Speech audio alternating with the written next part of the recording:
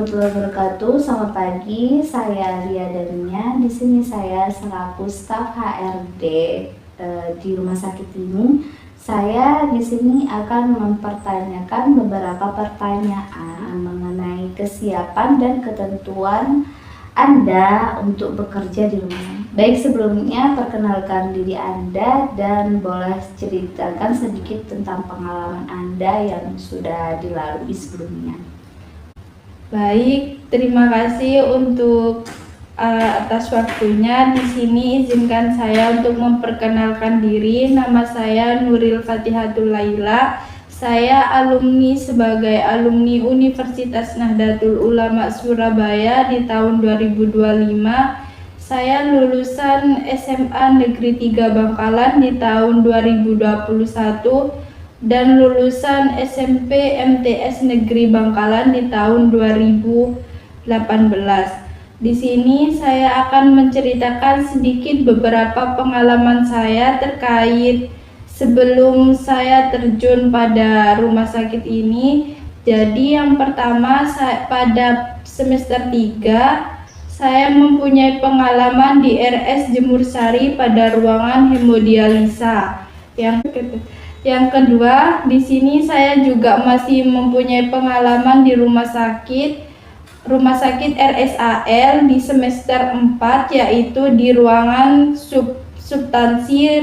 substansi penyakit dalam. Yang ketiga, saya juga mempunyai pengalaman di rumah sakit RSAL mengenai stase maternitas di Poli Kandungan RSAL Surabaya.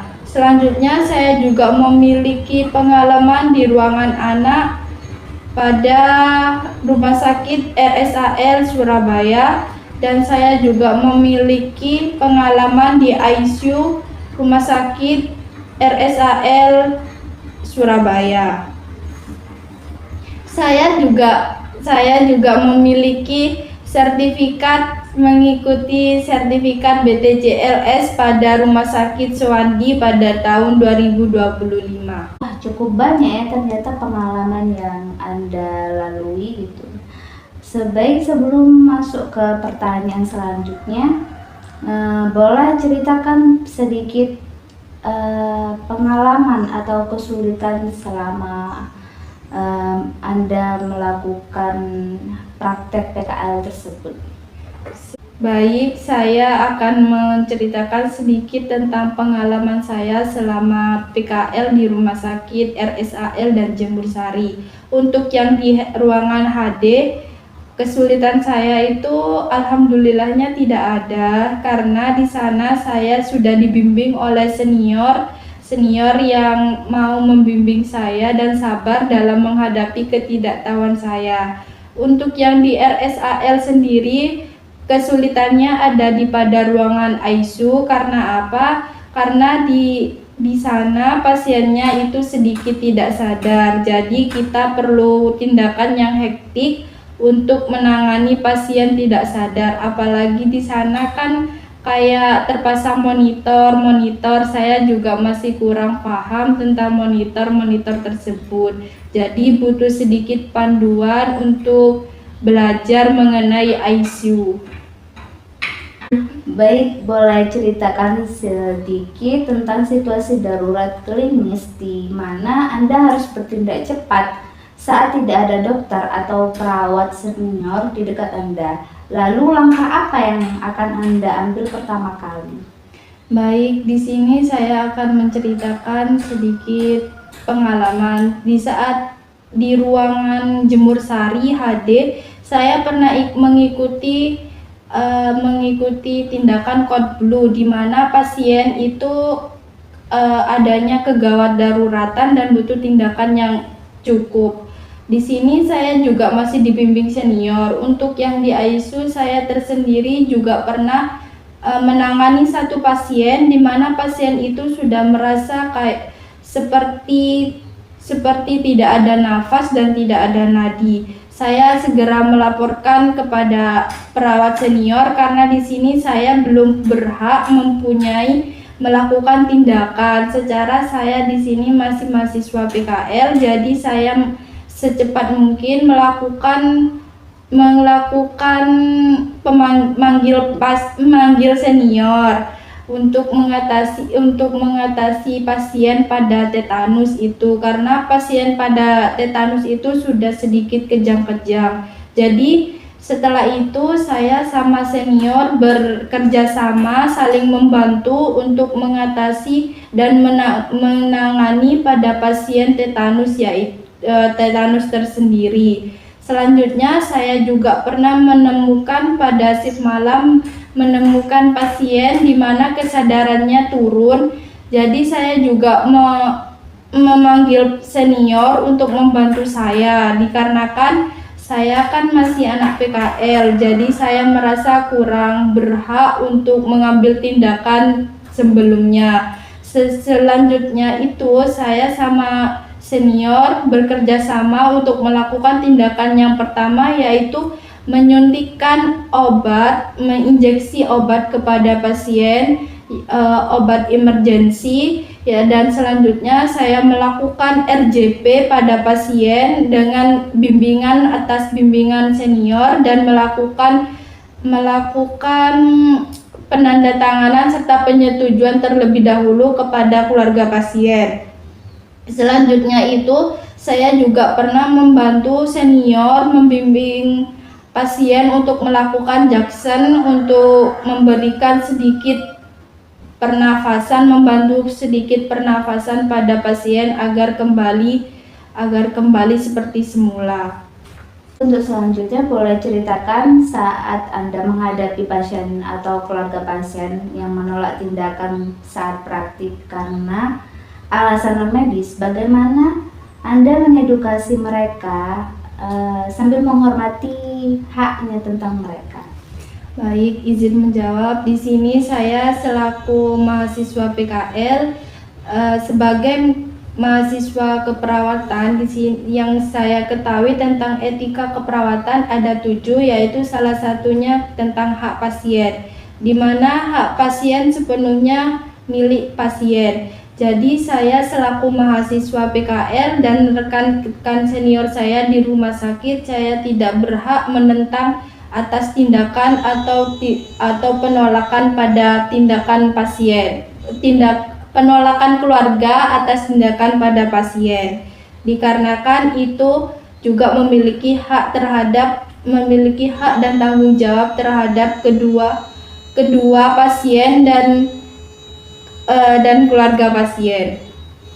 Lalu selanjutnya, apa yang Anda lakukan saat Anda harus menegur atau mengingatkan rekan tim PKL yang di mana tindakan mereka itu berpotensi melanggar SOP atau etika? Baik, saya akan menegur rekan kerja saya atau teman PKL saya dengan menggunakan bahasa yang sedikit sopan dan santun agar tidak merasa tersinggung sedikit pun pada bahasa yang saya gunakan. Baik, untuk selanjutnya, bagaimana sih caranya Anda menangani pasien yang sangat rewel atau tidak kooperatif saat Anda praktik? Apa pendekatan komunikasi yang Anda lakukan? Baik, di sini saya akan izin menjawab. Jadi sebelum saya melakukan tindakan kepada pasien, saya akan melakukan komunikasi terapeutik, di mana yaitu pengenalan terlebih dahulu kepada pasien. Selanjutnya saya akan melakukan izin kepada keluarga seatas privasi pasien.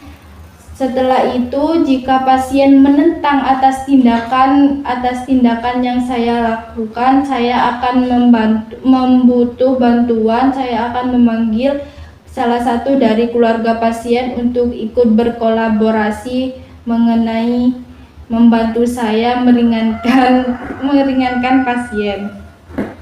Lalu, apakah ada situasi saat Anda ditugaskan untuk praktik membantu menyampaikan kabar buruk atau diagnosis serius? Bagaimana cara Anda mempersiapkan apa tata bahasa dalam menyampaikannya kepada keluarga pasien? Izin menjawab di sini, jika ada diagnosis yang serius atau tindakan yang serius, izin saya menyampaikan kepada keluarga yaitu dengan menggunakan bahasa yang sopan dan santun, di mana agar pasien tidak tersinggung dan bisa mudah menerima atas kenyataan yang sudah terjadi. Untuk selanjutnya, apakah Anda pernah mengalami konflik yang dihadapi dengan rekan tim PKL atau perawat lain terkait pembagian tugas atau rencana asuhan? Bagaimana cara Anda menyelesaikan konflik tersebut? Sejauh ini saya masih belum ada konflik dengan teman rekan kerja saya ataupun teman PKL saya.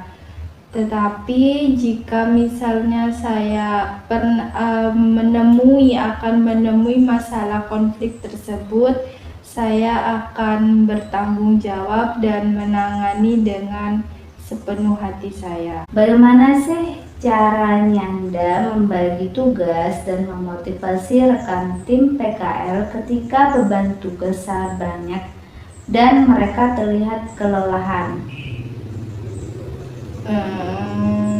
Baik, izin menjawab di sini. Poin pertama untuk membagi tugas sendiri, saya akan mengerjakan tugas dari kampus setelah pulang dari shift. Jadi jika ada waktu luang setelah saya pulang dari PKL, saya akan mengerjakan tugas tersendiri. Untuk memotivasi teman-teman serta rekan-rekan PKL saya akan memotivasi. Untuk motivasinya, saya akan memotivasi kepada mereka dan memberi semangat yang penuh serta dukungan penuh agar kami bisa menyelesaikan PKL kami secara bersama-sama dengan rasa ikhlas dan tanggung jawab.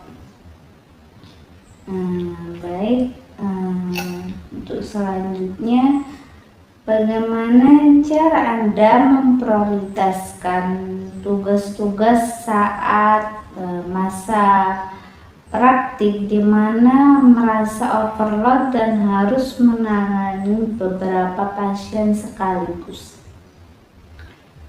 Untuk tugas, saya akan untuk tugas dan pasien, saya akan lebih mengutamakan pasien terlebih dahulu. Jadi saya akan melakukan tindakan sepenuhnya kepada pasien terlebih dahulu. Selanjutnya setelah itu saya baru akan melaksanakan tugas saya di kampus. Apa tidak ada kesulitan untuk memanajemen waktu antara membagi tugas dan pasien? Sejauh ini masih belum ada. Lalu strategi pribadi Anda untuk mengatasi tekanan setelah menyelesaikan shift atau praktik yang sangat berat, apa strategi yang Anda ambil?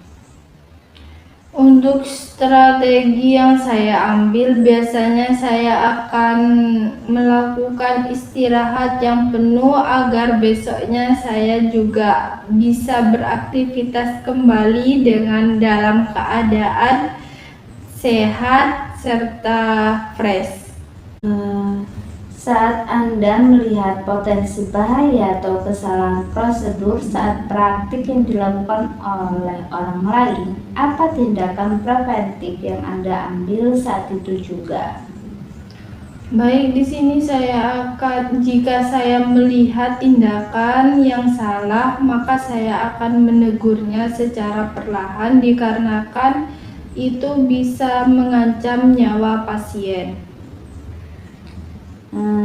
Apakah ada inisiatif atau saran yang pernah Anda berikan di rumah sakit tempat PKL untuk meningkatkan keselamatan pasien?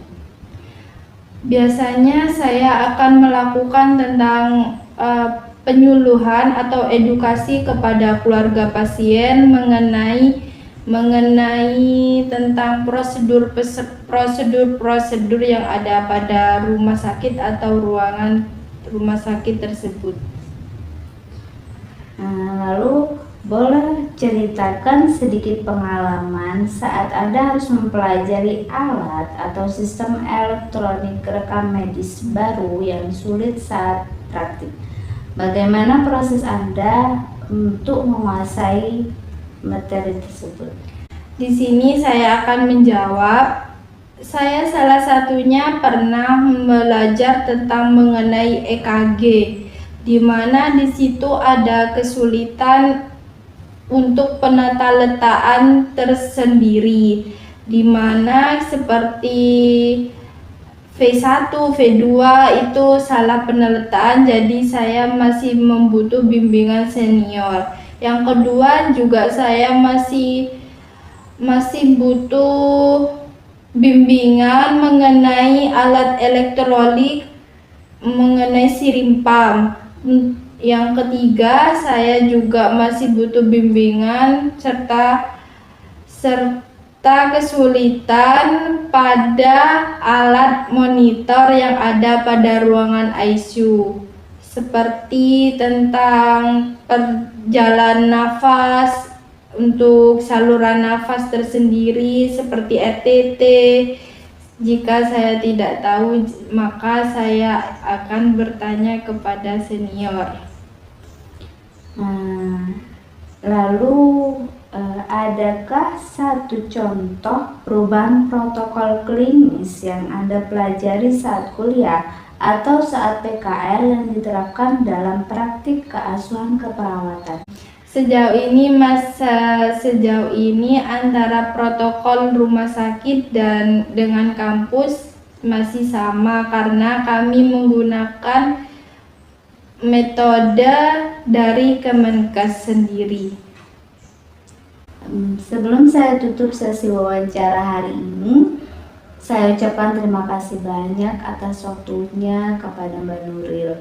Namun terkait dengan informasi penerimaan atau informasi selanjutnya akan saya informasikan kembali melalui via email dalam rentang waktu 1 sampai 2 minggu.